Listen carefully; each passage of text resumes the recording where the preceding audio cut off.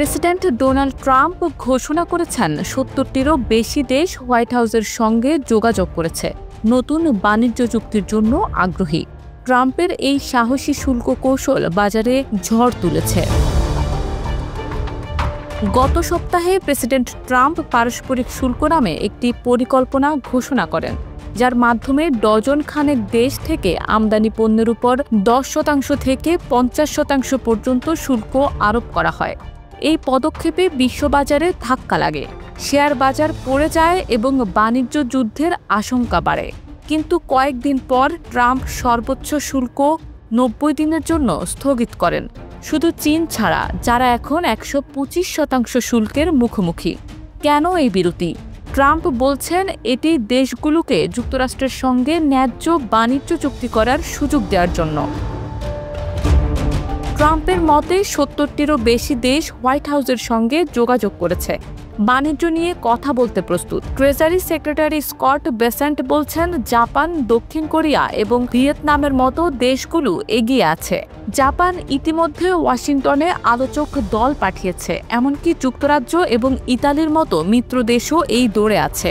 ইতালির প্রধানমন্ত্রী Giorgia Meloni white হাউসে গিয়েছেন চুক্তির জন্য।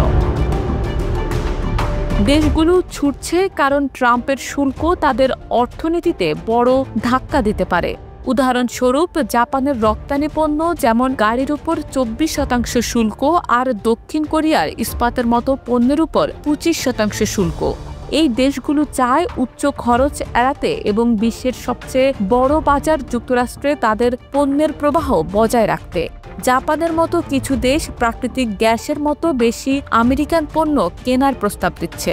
অন্যরা যেমন ইউরোপীয় ইউনিয়ন প্রতিশোধমূলক শুল্ক বন্ধ রেখে আলোচনায় মনোযোগ দিচ্ছে।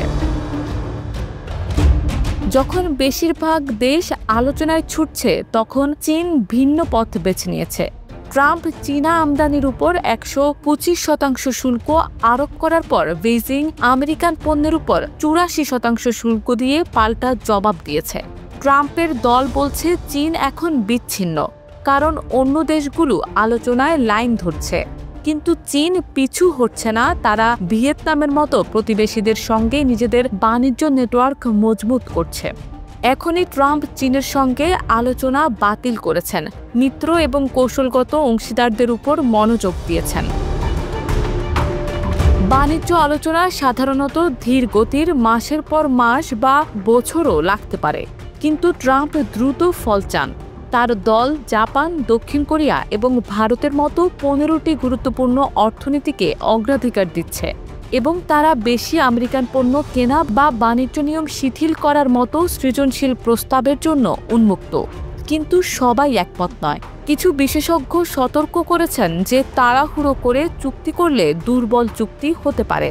অন্যরা বলছেন ট্রাম্পের অপ্রত্যাশিত শৈলী দেশগুলোকে দ্রুত পদক্ষেপ নিতে বাধ্য করছে।